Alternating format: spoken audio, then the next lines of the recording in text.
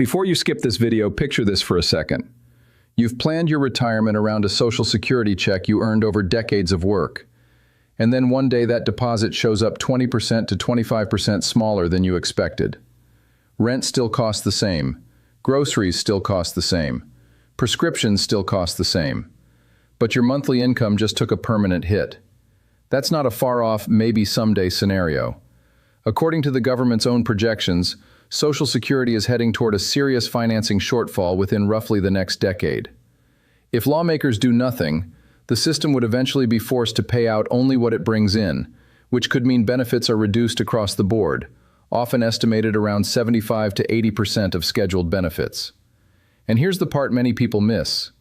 Even before any official cut happens, there are already changes and silent reductions happening right now that can shrink what you actually keep each month. In this video, I'm going to break down what's really going on with Social Security, why experts keep warning about possible benefit reductions, and what you can do right now to protect the money you spent your whole life earning. And stay with me until the end, because the last step I share is one of the most practical moves you can make to protect your future benefit from errors and delays. Welcome back to Senior Security Benefits. I'm George. If you care about Social Security, retirement, Medicare, government payments, and the policy changes that affect your wallet, this channel was built for you. Every week I take complicated government updates and translate them into plain English so you know what's happening, what's hype, and what you should do next. In the next few videos, I'll also cover new Social Security rule changes, what COLA increases really mean in real life, hidden benefit reductions many retirees never notice, and major retirement policy updates being discussed right now. So if you want to stay informed and stay ahead, subscribe. Now let's start with the basics, because understanding the foundation makes everything else clearer. Social Security is a program created in 1935. While you work, money is withheld from your paycheck through payroll taxes, and your employer matches those taxes. That money supports current beneficiaries, and the system is designed to provide a monthly benefit when you retire, if you become disabled, or to your family if you die. In simple terms, it's not a gift. It's an earned benefit you paid into, paycheck after paycheck. So when people talk about cutting Social Security, they're talking about paying you less than the system's formulas say you should receive. Here's where the concern comes in. Social Security has trust funds that help pay scheduled benefits. Government reports have warned that if nothing changes, those trust fund reserves could be depleted around 2033 to 2035, depending on the projection. That does not mean Social Security disappears. It means once reserves are depleted, incoming payroll taxes alone would only cover a portion of scheduled benefits, often estimated in the 75% to 80% range. In other words, the system could still pay benefits, but not the full promised amounts, unless Congress changes the rules or adds revenue. So how did we get here? There are a few major drivers, and the biggest one is demographics. When Social Security was created, there were far more workers paying in for every retiree collecting benefits. Over time, that ratio has dropped. Today, there are far fewer workers supporting each beneficiary, and that ratio continues to tighten as the population ages. On top of that, the baby boomer generation, one of the largest generations in U.S. history, has been retiring in huge numbers. You've probably heard the statistic that around 10,000 people a day have been reaching retirement age for years now. That's a tidal wave of people shifting from paying into the system to drawing benefits from it. Another factor is life expectancy. When the program started, many people didn't live long past retirement age. Today, many people live into their late 70s, 80s, and 90s, which is wonderful, but it also means benefits are being paid for much longer periods of time. More years of payments per person adds pressure to the system unless revenue rises enough to match. And then there's the wage cap issue. Social Security is funded by payroll taxes, but only up to a certain income cap. For example, in 2024, the cap was around $168,600. That means income above that level isn't taxed for Social Security purposes. So someone earning $168,600 pays Social Security tax on every dollar of wages, but someone earning $1 million does not pay Social Security tax on wages above the cap.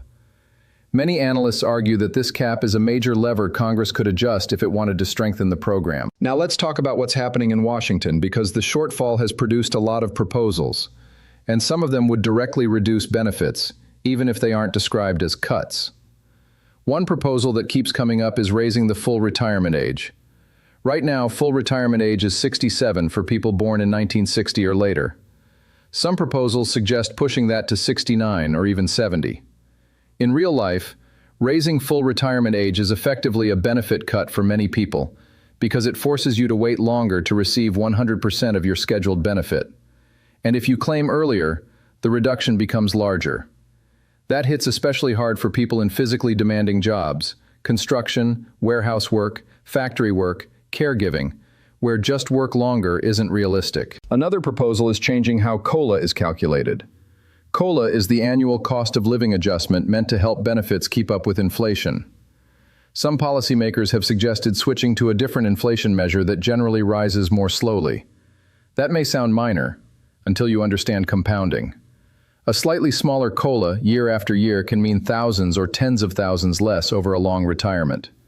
And it hits older retirees the hardest because they've had more years for that compounding loss to build. There's also talk of means testing, which would reduce or eliminate benefits for people considered too wealthy. On the surface, some people like the idea. But the risk is that the definition of wealthy can drift over time. What starts as millionaires can quietly become upper middle class, and you can end up penalizing people who saved responsibly but still need Social Security to make their retirement plan work. Now, here's what a lot of retirees don't realize. Even without a headline benefit cut, there are already forces reducing what you actually keep each month. One of the biggest is Medicare premiums, especially Medicare Part B.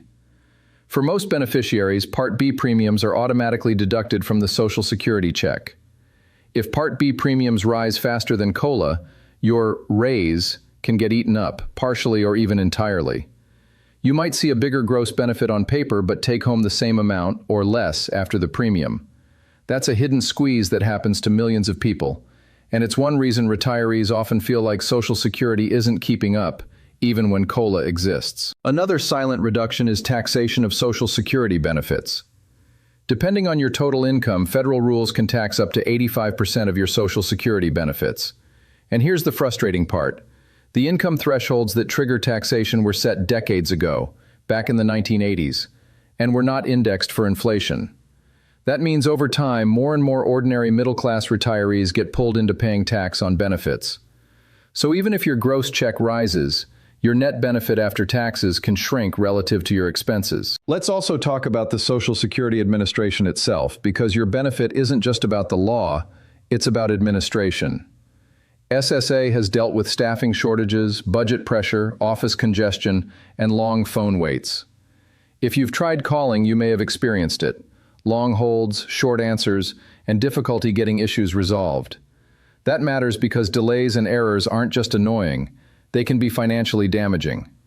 If your retirement claim is delayed, if a survivor benefit is processed slowly, if your direct deposit is miskeyed, or if your earnings record is wrong, that can cost you money for months or even years.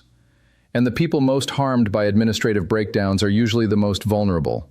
Older adults, disabled people, low-income retirees, and anyone who can't easily navigate online systems. So what can you do to protect yourself? Let's get practical. First, create your My Social Security account at ssa.gov if you don't have one already. This is one of the most important defensive moves you can make. Inside that account, you can check your earnings record, your estimated benefits, and your history. Why does that matter? Because your benefit is calculated from your earnings history. If a year is missing, misreported, or recorded incorrectly, you can end up with a lower benefit for life. Catching errors early is much easier than fighting them later. Second, if you're still working, build your own cushion.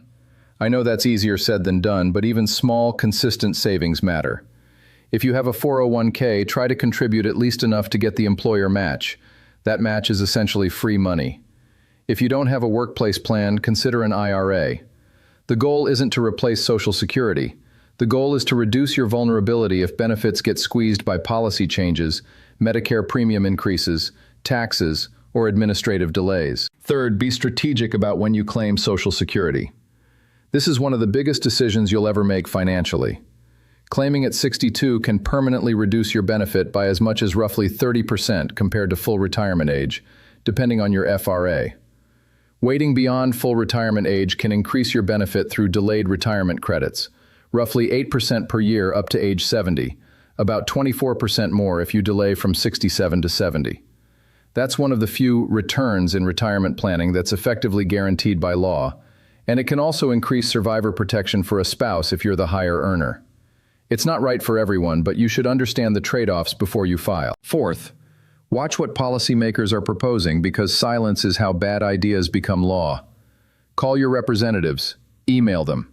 Tell them what matters to you: protecting benefits, strengthening financing, and avoiding policies that quietly reduce checks. Social Security is too important to tune out, especially when so many households depend on it for most of their income.